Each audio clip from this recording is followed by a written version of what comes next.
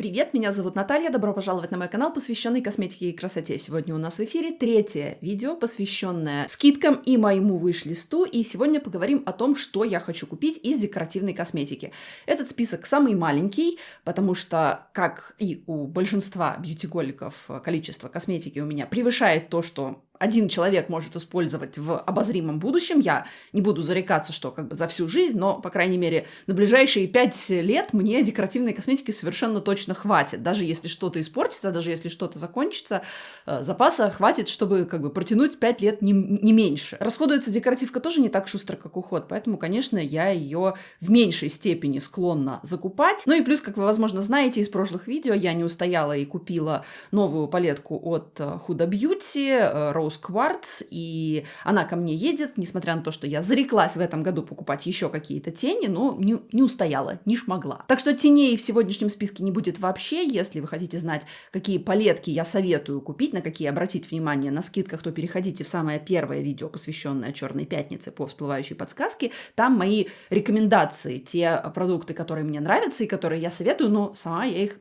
очевидно, покупать в этом году не буду по тем или иным причинам. В случае с палетками по той причине, что они у меня уже есть. Ну а что касается сегодняшнего списка, будет немножко продуктов, которые такие старички, проверенные расходники, которые нужно повторить, и немножко продуктов, с которыми мне хотелось бы проэкспериментировать. Я сдвинулась в сторону, чтобы здесь можно было показывать вам фотографии продуктов, которые я имею в виду. Список у меня всего с 2 сайтов, Cult Beauty и Look Fantastic, и начнем, собственно, с Cult Beauty. На экране вы видите продукт, который я 100% буду брать, если, по крайней мере, его не распродадут и не случится какая-то оказия. Это трио блесков для губ от марки Rowan. У меня есть, точнее, был такой продукт в оттенке Чарли. Это холодный розовый, по крайней мере, описанию производителя цвет. На мне он абсолютно нюдовый. Мои губы только сочнее, глянцевее и более увлажненные. Но это такой нюанс моей внешности. У меня холодный розовый подтон кожи, и большинство продуктов декоративной косметики на мне выглядят гораздо теплее, чем на людях с нейтральным или теплым желтеньким подтоном. На мне очень часто все теплит. Так что если вы не такой холодный розовый поросеночек, как я, то, возможно, на вас этот блеск будет иметь именно холодный розовый оттенок. Для меня это совершенно идеальный нюд и совершенно потрясающая формула. Гелевая, не липкая, не растекающаяся, очень увлажняющая, очень комфортная. Потрясающие блески для губ. Они, по-моему, даже называются у производителя бальзамы для губ. И это именно такая ухаживающая формула, за что еще больше на самом деле люблю. И, собственно говоря, я знала, что я буду это трио покупать, потому что оттенок Чарли у меня расходовался с какой-то космической скоростью, и на самом деле объем этих блесков не очень большой, их вполне реально прикончить. И это такой оттенок, который мне прям тянется у меня к нему рука, и хочется мне его использовать на каждый день.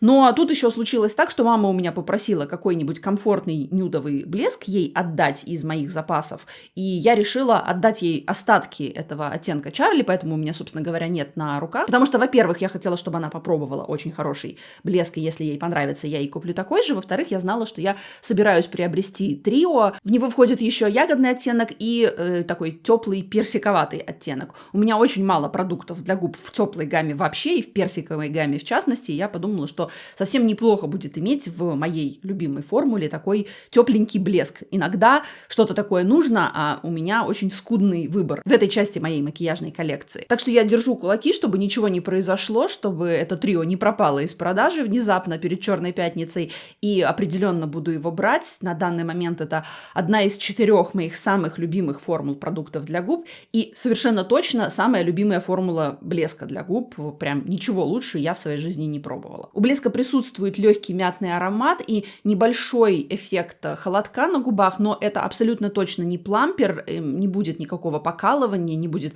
никаких набухающих от агрессивного воздействия губ, просто такой летний освежающий холодок. На самом деле, как для пандемии, то слишком много, мне кажется, у меня продуктов для губ в списке. Я, конечно, все еще хочу попробовать помады от Victoria Beckham. Много раз у себя на канале говорила, что я ее, скажем, поклонница. Не то чтобы там бешеная какая-то фанатка, готовая скупать все, на чем стоит ее имя, но я слежу за ее карьерой с интересом. Это и была моя любимая героиня из Spice Girls, и, в принципе, впоследствии мне очень нравится, как развивается ее карьера, как она выстраивает позиционирование позиционирование своего бренда, что она делает со своим брендом, стилистика ее как дизайнера в одежде и то, что она делает со своим косметическим брендом, меня очень привлекает и очень интересует. Но из ее косметической линейки мне на самом деле понравился только один пока что продукт — это помада. Ну, то есть тени меня, конечно, тоже интересуют всегда, но из того ассортимента, что у нее есть, я для себя не смогла подобрать палетку, которая бы мне понравилась по цветам. Но среди ее помад есть целых два оттенка. Один назывался, я забыла, но я вставлю сейчас на экране, как он называется. Оба такие холодные розовые оттенки, которые на мне, скорее всего, будут выглядеть нюдовыми. И я, честно говоря, не могу между ними определиться. Совершенно точно, мне кажется, нет смысла брать их оба, потому что у них одинаковое такое настроение, холодно-розовое. И, конечно, мне бы хотелось посмотреть свотчи на человеке с похожим на меня оттенком кожи. Ну, не знаю, в общем, буду еще искать информацию, искать свотчи в интернете, возможно, какие-то видео с живым нанесением и пытаться выбрать, какой оттенок мне больше подойдет под мой цветотип. Еще один продукт для губ, тоже с сайта Cult Beauty, от марки Westman Atelier.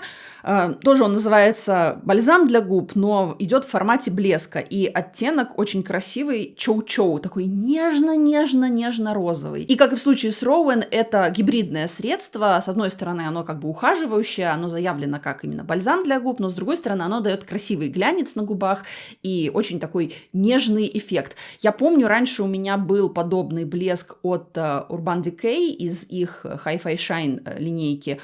Obsessed, по-моему, оттенок назывался. Вот такой прямо нежный-нежный-нежный розовый. Слегка молочный, он как будто бы слегка осветляет даже губы, делает их менее яркими, более такими нежными. Я очень люблю подобные оттенки на лето и весну. Мне нравится, как они на мне выглядят, и я бы вот хотела попробовать этот продукт от Westman Atelier. Вообще меня эта марка очень сильно интересует.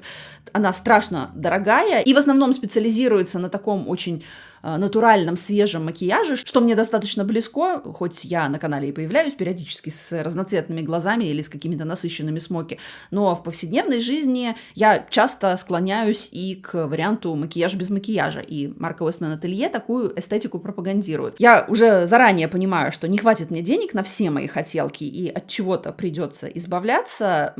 Скорее всего, Westman Atelier — это первый кандидат на вылет, потому что я 100% хочу блески Rowan себе, а Westman Atelier, мне кажется, что-то похожее. Но если смогу, то я бы очень хотела попробовать. Вообще-то пудра — это не мой продукт, я минимально ей пользуюсь. Я иногда закрепляю пространство под бровью пудрой, если в палетке, которую я использую, нет подобного оттенка. И я для съемки видео припудриваю центр лица, потому что предпочитаю тональные с сияющим покрытием, с влажным финишем, и на камеру это смотрится немножко излишне блестяще и сияюще. Поэтому пудры у меня расходуются годами, и поэтому у меня их практически нет в моей коллекции. Но все-таки моей пудре от Sensai приходит постепенно конец.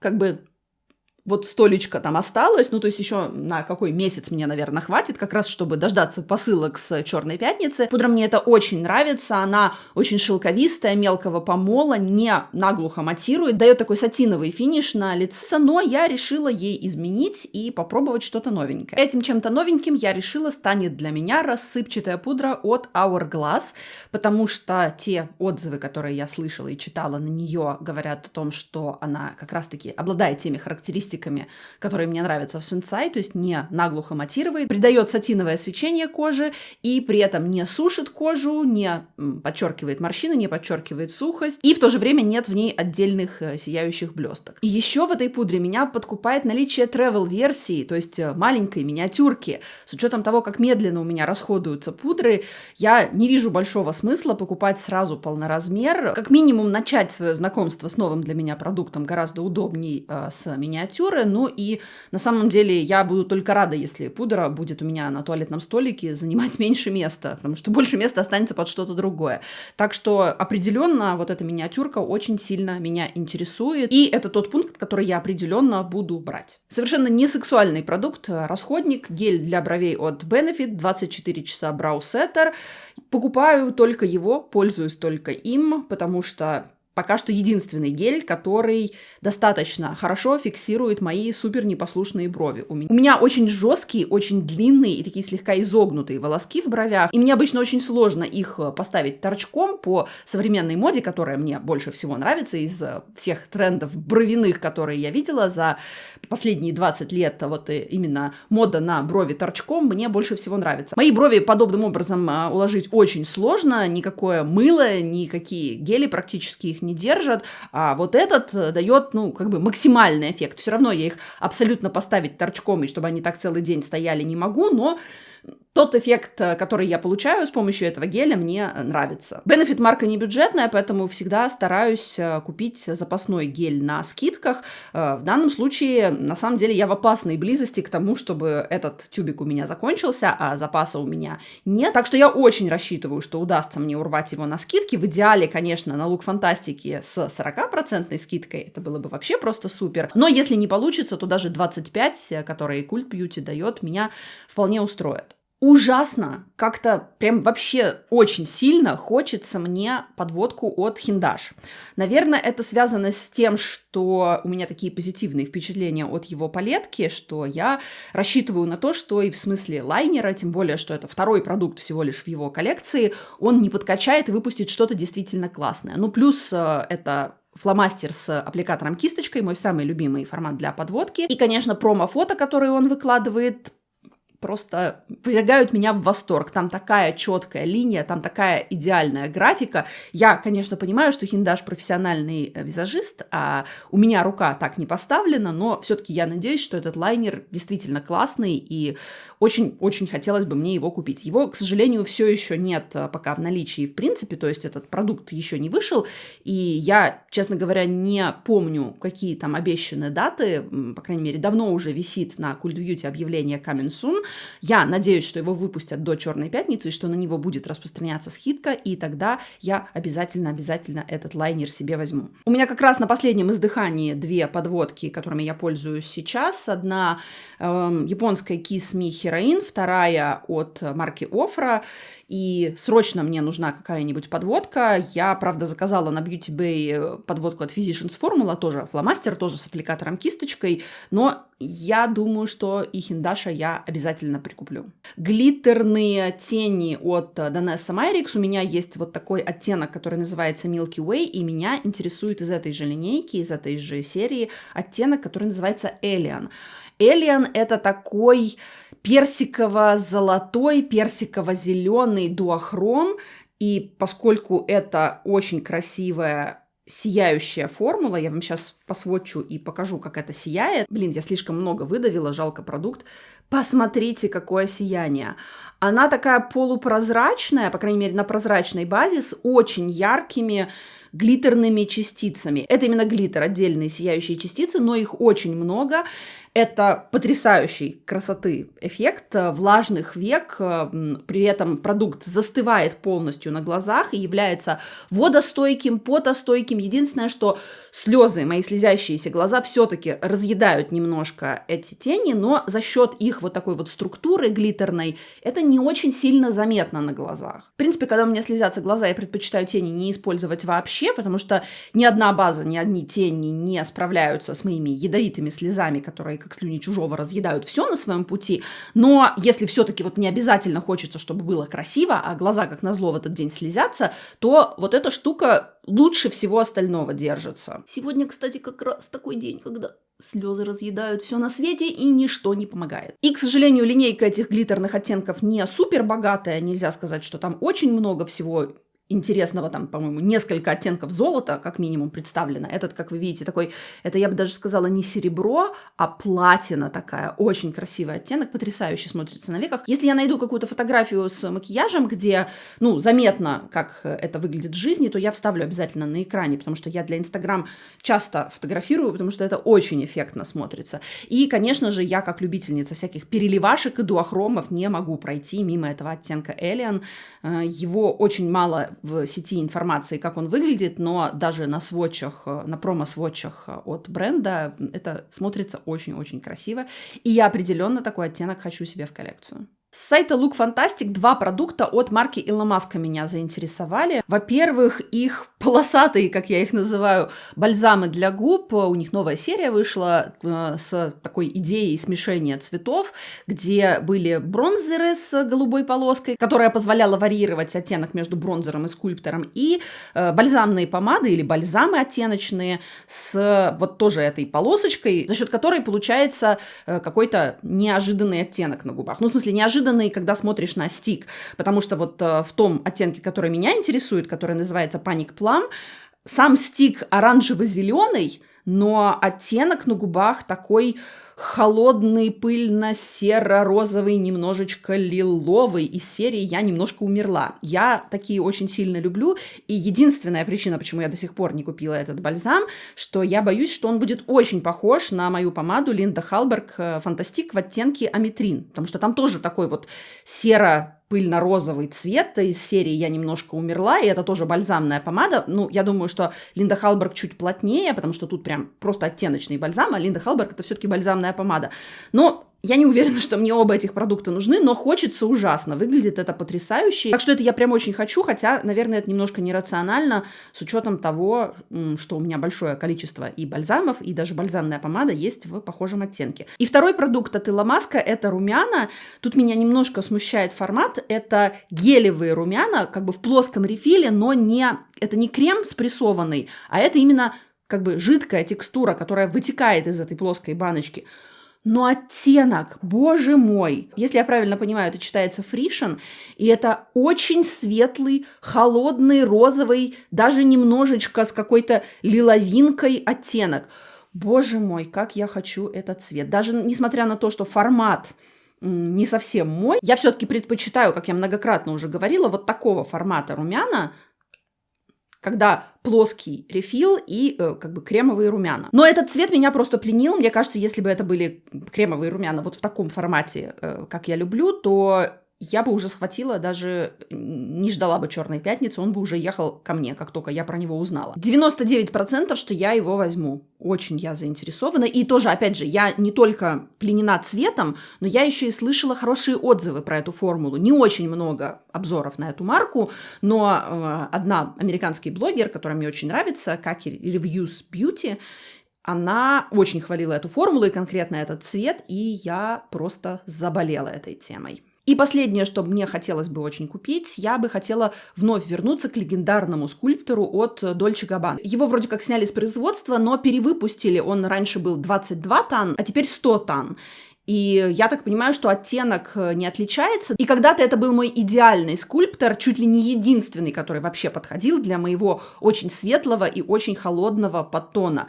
Я таких извела 3 штуки, еще когда они были в золотом футляре. И когда их было очень сложно купить у нас в Латвии, потому что ни на каких европейских сайтах с онлайн-доставкой они не продавались, марка в Латвии не представлена, в Польше тоже не представлена, по крайней мере, тогда была, сейчас не помню. И, в общем-то, единственный способ для меня его приобрести был купить его в Москве, что я благополучно и делала, потому что постоянно туда моталась. Последний раз, когда я была в Москве в марте прошлого года, я тоже хотела его купить, но не было его в наличии. По крайней мере, там, в тех магазинах, где я была, его не было в наличии. Онлайн я как-то не сообразила, что надо было заказать онлайн, и мне бы в течение того времени, что я там находилась, его бы привезти уже успели. Ну, в общем-то, не купила. Несмотря на то, что я не очень много пользуюсь пудровыми скульпторами, но это тот продукт, который мне бы хотелось заполучить в свою коллекцию. И из каких-то сентиментальных соображений, и хочется попробовать эту новую версию и сравнить со своими впечатлениями, как он мне раньше был. И хочется сделать видео с самыми лучшими скульпторами для белоснежек с холодным подтоном. В общем, хотелось бы мне этот продукт. Единственное, что меня в нем смущает, это новая вот эта упаковка с розами на кейсе. Я бы предпочла что-нибудь попроще, что-нибудь менее олиповатое, но на самом деле наплевать, как выглядит упаковка, лишь бы продукт внутри был хороший. Опять же, бюджет не резиновый, если я буду видеть, что денег мне на что-то не хватает, то это как раз-таки один из кандидатов на вылет, потому что по большому счету я все же предпочитаю кремовые продукты для лица, и у меня найден идеальный кремовый скульптор, это Fenty в оттенке Amber, и на случай, если мне захочется воспользоваться пудровым скульптором, у меня тоже есть они в коллекции, так что нет такого, что мне жизнь не мила без скульптора Dolce Gabbana, или я без него обойтись не могу, но если будет возможность, я бы определенно хотела его в свою коллекцию приобрести.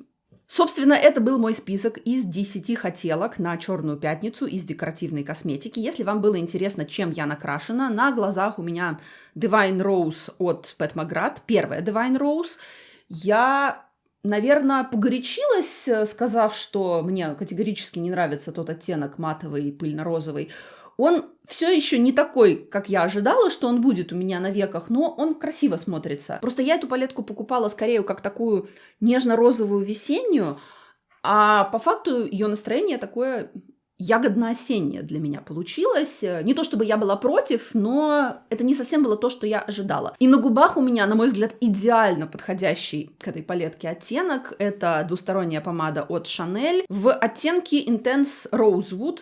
Я про нее рассказывала в рекомендациях на Черную пятницу и говорила, что оттенок все время смотрится по-разному. Вот он такой иногда шоколадный, иногда ягодный, но к этой палетке Divine Rose подходит просто идеально. Просто вот смотрите, как классно сочетается макияж глаз с макияжем губ. Я знаю, это не скромно так, конечно, говорить, но я сегодняшним макияжем очень довольна. И я использовала только жидкую матовую помаду, не пользовалась блеском. Скорее всего, для следующего видео я немножечко блеска добавлю. Но мне хотелось попробовать, как себя поведет помада, если только матовую часть использовать. Должна сказать, что она весьма комфортная, более комфортная, чем большинство жидких матовых помад, которые я использовала. Где-то 1,5 часа она у меня на губах, и она все еще не сухая, все еще немножечко как будто бы липковатая. Конечно, есть ощущение легкой сухости на губах, все-таки это матовая жидкая помада, она застывающая, ну и, естественно, она супер-супер-супер стойкая.